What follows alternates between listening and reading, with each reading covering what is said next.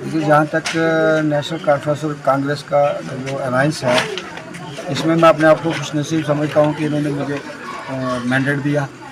और यहाँ के जो कठुआ कंस्टिट्यूंसी के लोग हैं वो पिछली सरकारों से तंग आ चुके हैं, उनका मनोबल गिर चुका है, हालात बड़े बद से बदतर हो गए हैं। इसलिए हर जगह जहाँ भी हम जा रहे हैं लोग हमें नई उम्मीद के साथ, नई किरण के साथ देख रहे हैं कि वो नेशनल कॉन्फ्रेंस और कांग्रेस का जो गठबंधन है इसको वो मजबूत करेंगे। तो यहाँ तक सुन रहा हूँ कि बीजेपी वाले बोल रहे हैं कि बाबा साहब भीमराव अंबेडकर जो इस देश के महान व्यक्ति हैं, जिन्होंने हमारा संविधान लिखा, जिनके मुताबिक आज पूरा देश चल रहा है, वो कह रहे हैं कि भारत रत्न भी जो है वो बीजेपी ने दिया है। तो ये सब बातें असंभव सी बातें हैं। वो जब जितनी मन धड़क कहानियाँ उनके पास है, शायद किसी के पास नहीं है।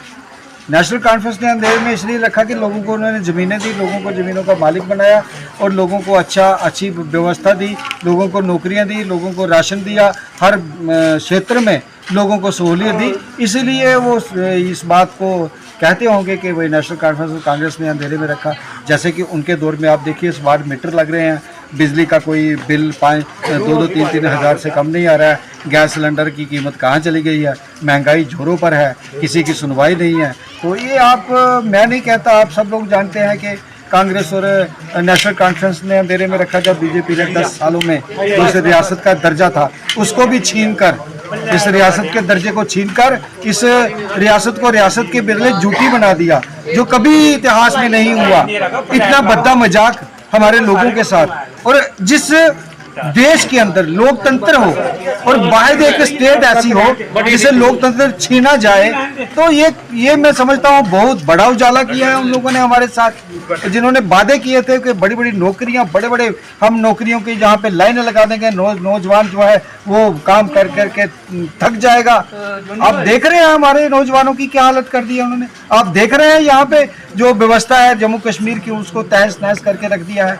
आप देख रहे हैं यहाँ पे राशन की कोई व्यवस्था नहीं कर, 5 किलो राशन एक भिखमंगा बना दिया हमारी स्टेट को। बात जहाँ तक मैं बात करना चाहता हूँ कि नेशनल कॉन्फ्रेंस ने और हमारे जो मरहूम शेर कश्मीर शेख मोहम्मद अब्दुल्ला ने, उन्होंने 5 किलो राशन नहीं, कई टन राशन लोगों को दिया, उनको जमीनें बांटकर, जमीनें दी, सब कुछ दिया, इज्जत दी, सब कुछ उनको दिया। ये तो उनकी मन धड़क कहानियां हैं। ये बाकी लोग क्या कहते हैं मैं इसके बारे में कुछ नहीं कहता। सबसे ज्यादा मैं देख रहा हूँ कि बेरोजगारी, जो स्टेट एक समय में पूरे हिंदुस्तान में बेरोजगारी यहाँ पे थी ही नहीं, मतलब माइनस के बराबर थी, आज वही रियासत जो है वो इन 10 सालों में पूरे हिंदुस्तान के अंदर दूसरे नंबर पर बेरोजगारी पे पहुंच गई है। और आप देख रहे हैं यहाँ से हमारे लोग भीख मंगे नहीं थे, भीख नहीं मांगते, यहाँ का भिखारी आपको दिखाई नहीं देता था। आज 370 टूटने के बाद आप जगह जगह जम्मू के अंदर, कठुआ के अंदर हर जगह देखेंगे, पता नहीं कहाँ से लोग आ गए हैं, वो भीख मांग रहे हैं। और हमारी स्टेट को भी उन्होंने भीख मंगा कर देखा कि 10 सालों में कितनी इंडस्ट्रियाँ लगी हैं, ज़मीनें बिकी हैं, सब्सिडी खाएंगे वो लोग और सिर्फ ढांचा बनाएंगे, उसके बाद भाग जाएंगे। ऐसे कितनी मिल्स जो है, कितनी जम्मू में आप देखेंगे, क्या नाम है उसका, बड़ी ब्राह्मणा और जितने भी जो सिडको के यूनिट है वो सारे के सारे लगाए और उसके बाद बंद हो गए। एक बात, दूसरी बात मैं ये कहना चाहता हूँ कि जब इंडस्ट्री जो है हमारी ज़मीन पे लग रही है, दिलासा हमें दिया जा रहा है, लेकिन वहाँ पर जो रोजगार है वो बाहर वालों को दिया जा रहा है। टेक्नीशियन जो है वो बाहर वाले लगते हैं, कंप्यूटर पे बाहर वाले हैं। क्या हमारे बच्चे पढ़े लिखे नहीं है? क्या हमारे बच्चे कंप्यूटर नहीं जानते? क्या हमारे मैनेजर नहीं लग सकते? लेकिन एक और मैं आपको बताना चाहता हूं इंडस्ट्री के बारे में कि 8 घंटे ड्यूटी है इंडस्ट्री की, लेकिन जो अभी जो इन्होंने जब तक इंडस्ट्री का दिलासा दिया, 8 घंटे के बजाय इन्होंने 12 घंटे काम ले रहे हैं और रेट जो है वो 8 घंटे का दे रहे हैं। यहाँ तक नाइंसाफी हो रही है हमारे लोगों के साथ। ये मैं इसमें कुछ नहीं कहना चाहता, ये लोगों से पूछिए जो अंधेरे में थे पहले कि 370 टूटने के बाद पता नहीं भाजपा यहाँ पर कितनी बहारें, कितने लोग, क्या क्या कुछ हो जाएगा जम्मू के अंदर। आज जम्मू के लोग जिन्होंने ढोल बजाए थे, नगाड़े बजाए थे, जिन्होंने लड्डू खाए थे, आज वो लोग पछता रहे हैं। 370 वास्तविकता में क्या था? जम्मू कश्मीर और हिंदुस्तान को मिलाने वाला एक ऐसा पुल जो कभी ना टूटने वाला पुल था कि हिंदुस्तान के साथ अगर रियासत का विलय हुआ तो वो 370 के तहत हुआ। 370 इस विलय को मजबूत बनाती है, 35A इस विलय को मजबूत बनाती है। भाजपा खुद जवाब दे देंगे आप, बहुत अच्छी तरह से जवाब देंगे। जम्मू के लोग, कश्मीर के लोग, जहाँ तक कि लद्दाख के लोग भी इनको बड़ी ज़बरदस्त तरीके से जवाब देने वाले हैं कि जो इन्होंने रियासत के साथ मजाक किया है उसका जवाब लोग देने के लिए तैयार बैठे हैं। एक बार इलेक्शन होने दीजिए, आप 50 की बात कर रहे हैं, अगर 5 मिल जाए तो मैं समझता हूँ कि ये खुशनसीब होगी। अंततः जनता से क्या अपील करना चाहते हैं ताकि नेशनल यही अपील करना चाहता हूँ कि रियासत को बचाने के लिए रियासत, विरासत और सियासत, ये तीनों चीज़ें इस वक्त जम्मू कश्मीर की खतरे में है, जहाँ का हमारा कल्चर खतरे में है। आप देख रहे हैं हमारे डोगरे जम्मू में, मैं एक दुकान पे गया, मैं आपको बताना चाहता हूँ कि वहाँ पे एक दुकान थी और दुकान के अंदर जो हेड था वो यूपी बिहार का था और हमारे बच्चे उसके आगे काम कर रहे हैं।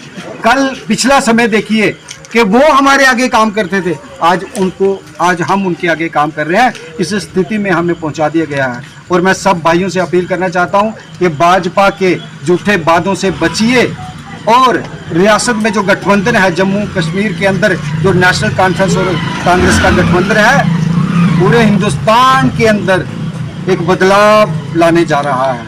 राहुल जी एक बहुत बड़ा बदलाव हिंदुस्तान के अंदर लाने जा रहे हैं। हमारे खड़गे जी, जिनकी अच्छी नीतियों की वजह से आज कांग्रेस कहाँ की कहाँ पहुंची, फारूक अब्दुल्ला साहब, उमर साहब, जिन्होंने हमेशा इस रियासत की बेहतरी के लिए काम किया है। हम सबसे अपील करना चाहते हैं कि इनके हाथ मजबूत कीजिए और रियासत को इन लोगों से बचा लीजिए ताकि हमारा भविष्य जो है, ताकि हमारे बच्चे जो हैं, ताकि हमारे खेत खलियान, हमारी ज़मीनें, हर चीज़ सुरक्षित हो सके।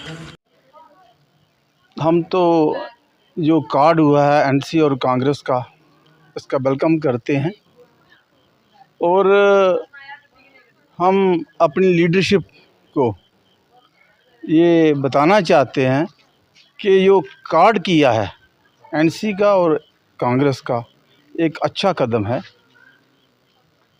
इससे जो है पूरे रियासत जम्मू कश्मीर में एक खुशहाली की लहर जो है वो आ रही है और इस बात को लेके हमारे जितने भी यहाँ हमारे कठुआ डिस्ट्रिक्ट में 6 सीटें हैं जो, और इसमें जो 1 सीट जो है वो कांग्रेस को दी गई है और 5 जो 1 सीट एनसी को दी गई है और 5 सीटें जो हैं वो कांग्रेस को दी गई हैं और हम ये 6 की 6 सीटें ही हैं आपस में कोऑपरेशन से लड़ रहे हैं और मुझे पूरा उम्मीद है कि हम 6 की 6 सीटें ही जीत कर डॉक्टर फारूक अब्दुल्ला, उमर अब्दुल्ला जी और हमारे जितने भी हमारे